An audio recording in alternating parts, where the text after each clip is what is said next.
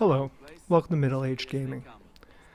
As the title of this video suggests, I'm going to talk about how I believe that Assassin's Creed Valhalla and Ubisoft in general is a Gnostic propaganda machine, and I'll explain that as we go along.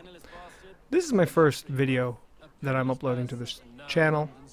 There are a lot of other YouTubers, especially Vosto Vlad, who do videos like this that really will point out the occult symbolism and New Age meanings in some mainstream video games. But I'm going to focus mainly on Assassin's Creed Valhalla right now at this point because it seems so blatantly obvious to me the symbology and the overall theme of the Assassin's Creed universe is a New Age truth and enlightenment over, oppression and lack of freedom, those types of themes. But this game in general really comes out and basically says the Order of the Ancients is a Gnostic organization. And the reason why I say that, and when I say Gnostic, I don't mean truth seekers. I'm saying they're basing it off of Gnosticism, the actual movement of Gnosticism. There's an NPC in the game that will give you a catechesis on the archons and the true meaning of Christ, that he was sent to enlighten, not to forgive sins. And it was so jarring when I heard it. I was like, wow, they're not even trying to disguise it. This NPC does turn out to be a member of the Order of Ancients, so that will kind of imply that the Order of the Ancients have this idea that they need to bring about the old gods, that people have divinity in them. Every one of them has a spark of divine power that they need to bring out in humanity, and the only way to do that is through these ancient rites and ancient orders. And that being said, I can see why you'd want to fight against that. That does seem a little bit strange, a little bit of Luciferian stuff going on there, but that's besides the point. Now you go into the side of the assassins who are trying to stop the Order of the Ancients, or the cultists, or whatever you want to say, all the way back to the beginning of the Assassin's Creed storyline. They even say their main reason for fighting against the Order of Ancients is because they're about freedom and about humanity being taught the truth of light and achieving the full human potential. So when Gnosticism was co-opted by the New Age occulty type of orders, they took a lot of that and expounded upon it. So what he just said is basically the same idea of, the occult Illuminati, that it's all about personal freedom, and personal freedom can only come about through the light of education and all these other different metaphysical and esoteric teachings and mystic schools. It's very interesting. Now, you play as a Viking, not just any Viking, a Viking who's a Skaldi, who knows the sagas, who believes in the ancient Norse gods, believes them fully. Even to the point where every time you take out an Order of the Ancients enemy, you have a little debate with Odin. And Odin looks exactly like you. Now you might be like, oh, well, yeah, that's just, a interesting way of portraying Odin. No, it's actually an interesting way of proving that it's, again, a Gnostic or a Illuminati teaching that all gods are inside you, all gods and devils are inside you. That kind of mythology. So you debate with Odin, and then you even get to play as Odin, and your character never changes. You always are the same character. And that's another little bit of a skew onto things. Because if Assassin's Creed wanted to, if they wanted to, they could really delve in to the Norse mythology, what they believed, why they did their sacrifices, what a goatee was, what was all these different runes and rites that they used to do, and why.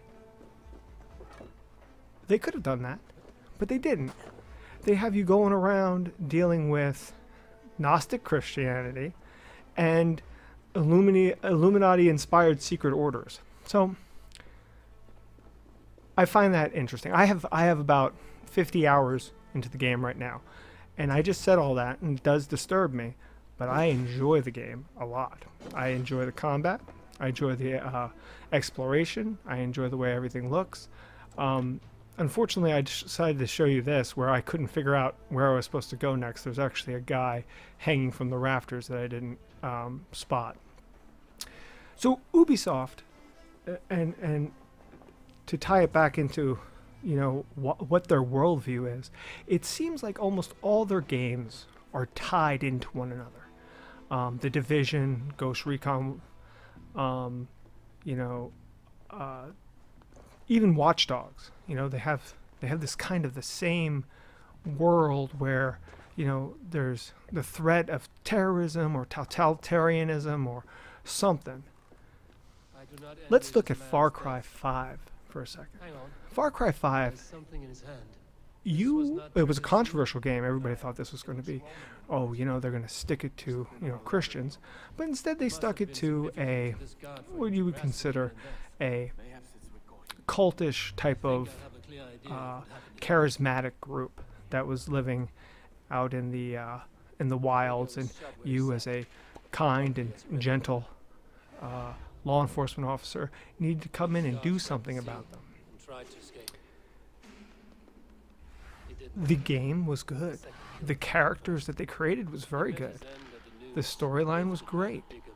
The cult, the way they manipulated people and their beliefs were very thought out, and I can see how people can get caught up into it. And I was there, and I was ready to take them out and to save that whole town from this crazed cult, this crazed doomsday cult, which is fine and good until you get to the end of the game. And if you haven't played to the end of the game, you should probably just not listen right now, because I'm about to spoil the ending. If you get the regular ending, where, you know, the game, you know, you take out all the cultists or whatever, it ends in nuclear war. It ends in a big giant explosion. Basically the start of Armageddon, you know, and you realize very quickly that the cultists were right. They weren't right in what they were doing. They weren't right in the way they were going about it. But they were right in fearing that the end was not. And they were doing what they could do, or what they thought they could do, to survive it and to last it out. So you're left to thinking, did I do the right thing? Or did I do the wrong thing? And they leave it at that, which is a very, very nice way of tying in the whole cults are bad, but they might have a purpose to them. Now let's look at the Division, especially the first Division. The first Division I played, and I enjoyed it a lot. I really enjoyed the concept of a virus being spread on dollar bills, and, you know, causing pandemonium and a global pandemic outbreak of catastrophic proportions. Really doesn't seem so cool now in 2020, but it seemed really interesting then. I remember walking around the city of New York, and the radio station playing, and a guy actually railing against parents that don't want to vaccinate their children, like how that might have caused this, or this could have been something that could have been avoided if, you know, people were more hygienic or something like that. And I thought that was very funny. Now I don't think it's funny. Because now the whole thing is if you get accused of being an anti-vaxxer, you're the bad guy. So that was prophetic. Then the Division 2 comes out. The Division 2, same deal. Great game. Enjoy it. Love it. But what's the theme in the Division games, and even in the Ghost Recon games? The theme is a paramilitary government DoD organization coming in to save the day. That's the theme. It's always the theme. And the only time you actually deal with the other side is their rogue agents, or their rogue splinter groups, or their narco traffickers, or there's something else, and you have every right to go in there guns blazing because you're making co-ops on the roofs and feeding people. You're, saving Bolivia single-handedly, the four of you. You're, stopping a terrorist organization from basically running around and taking over the major cities of America. I must be careful now. A very interesting type of, knight in shining armor. That you are basically, what you would be considered would be a special forces operator who does not have to be beholden to local or state authorities, and have at it. You have carte blanche. So, I don't know how much of this is purposeful. I believe that a lot of it is, because writers, in general, don't put things in their books, or their movies, or their video games that don't have a purpose. I think every single storyline, if you're going to pay a voice actor to say something, you want it to be said in your game. And I think I know what, when they have that splurb in the beginning of all the Ubisoft games saying that this game is made by a group of people with diverse beliefs and orientations and identities, I think that diverse beliefs, a lot of it has to do with good old-fashioned Gnosticism. Now, I'm not going to say one way or another if that's bad, because I don't know exactly if, they're trying to manipulate people into thinking about this, or they're just using the whole Gnostic mythology as a great way to set up their world. Just like when people use H.P. Lovecraft's Cthulhu mythos for their games or movies or books or novels or whatever, they're using a pre-established genre that allows them to expand upon it and write about it. And people are like, okay, I know kind of what I'm getting into here. I know what the mythos is. I know what's going on. I'm not saying it's lazy, but I'm saying it's already a built universe. Just like every video game company that does a Warhammer game, they already know that people know if you're going to play the game, you're going to know kind of what Warhammer is, and you're going to know what you're getting in for.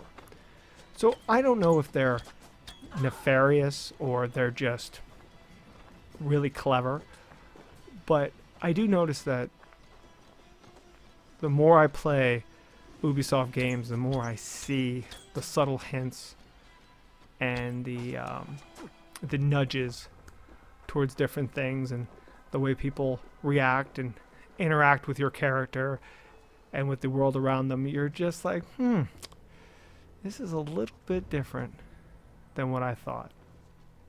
So if you stuck around for this whole little rambling spiel, I thank you.